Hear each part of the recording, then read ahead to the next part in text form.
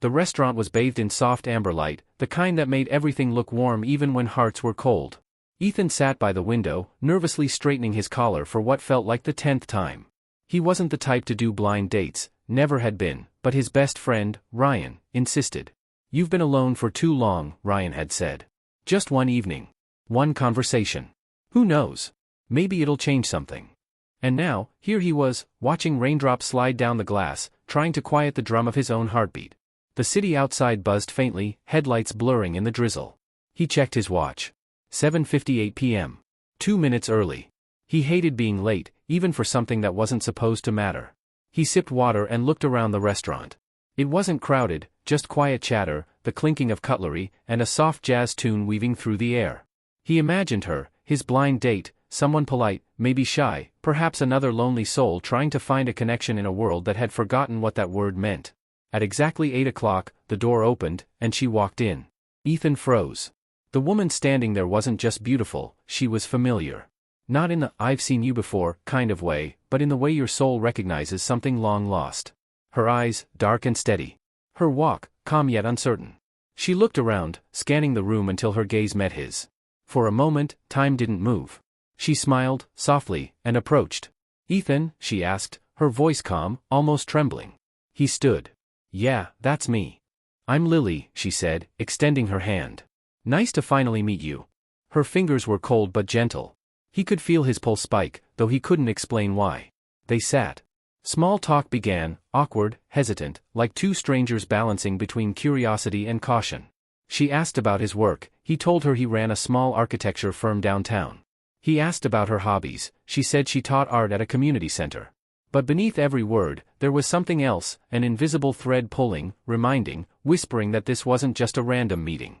Every time she smiled, Ethan felt a sharp tug of memory, like he had seen that same smile years ago in another lifetime.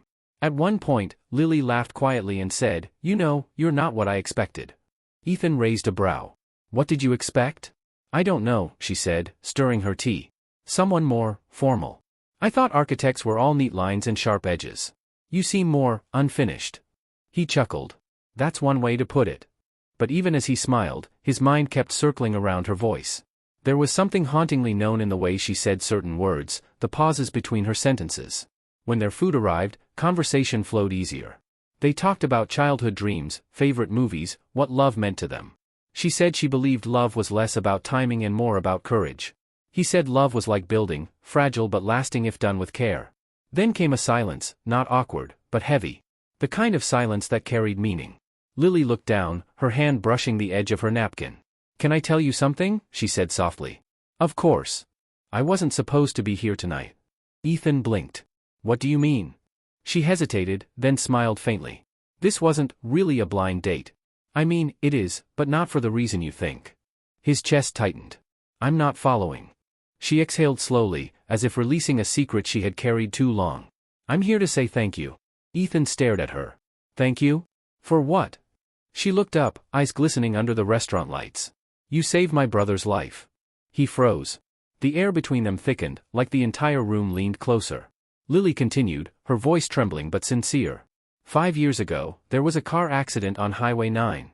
A volunteer stopped to pull a young man out of a burning car before the fire spread. He disappeared before the police arrived. My brother never got to thank him. But last month, he found an old news clipping with a photo, you. It was blurry, but I knew. I recognized you. Ethan felt the blood drain from his face. He hadn't spoken about that night in years. The memory came back in fragments, the screech of tires, the smell of smoke, the fear, and the relief when he saw the boy breathing. He had left before the ambulances arrived, not wanting credit, just relief that someone lived. I didn't think anyone knew," Ethan said quietly. Lily nodded. "He never forgot. And neither did I. I told myself if I ever met you, I'd tell you what your kindness did for us." He couldn't speak. The world around him blurred. Lily's eyes softened. "He's married now. Has a baby girl." He named her Hope. Ethan looked down, swallowing hard. That's beautiful." For a moment, they both sat in silence, the rain tapping against the glass. Then Lily smiled, faintly. "He wanted to thank you himself, but he's overseas now. So I came instead." Ethan nodded, lost in thought. "And you pretended it was a blind date?" Her lips curved gently. "It was easier that way. I didn't know how else to reach you without making it awkward. He let out a shaky laugh, tears threatening behind his eyes. You succeeded. I'm definitely surprised. Lily's laughter joined his, soft and warm. But as the laughter faded, something deeper lingered, a connection neither of them expected. What began as gratitude felt like something else now. Their eyes met, and for a moment, words failed. When the night ended, Ethan walked her to the door. The rain had stopped, leaving the city glimmering under streetlights. Thank you for dinner, she said softly. No, Ethan replied, his voice low. Thank you. She smiled, turned to leave, then paused. Ethan? Yeah? I meant what I said, but I think tonight wasn't just about saying thank you. He tilted his head. What do you mean? She hesitated, eyes glistening with something unspoken. Maybe fate was saying thank you too. And with that, she walked away into the rain. Ethan stood there long after she disappeared, the echo of her words staying behind like a heartbeat. That night, as he lay awake, the memory of her voice played over and over in his mind. He didn't know what this meant, or why destiny had brought her back, but deep down, he knew one thing for sure, this wasn't the last time he'd see her. Weeks passed, yet Ethan couldn't forget the woman who had stepped into his life like a whisper from destiny. Every night he replayed that dinner, the way her eyes softened when she spoke of gratitude, the tremor in her voice when she said, maybe fate was saying thank you too. He went back to his routines, early mornings at the firm, sketches of buildings that would scrape the clouds, but nothing felt the same, the lines on his blueprints blurred into memories of her smile. One rainy evening he found himself again near that same restaurant, drawn by a quiet pull he couldn't resist, and through the window he saw her, Lily, sketching alone, lost in thought. He stepped inside before logic could stop him, his heart pounding like it had the first night. She looked up, startled, and then smiled as if she'd been waiting all along. Ethan, she whispered, I hoped I'd see you again. They talked for hours, not as strangers this time but as people bound by something invisible yet undeniable. She told him she'd resigned from her art center to illustrate children's books inspired by stories of kindness, that the night she met him had awakened something she'd buried under routine. He listened, realizing that her presence mended pieces of him he hadn't known were broken.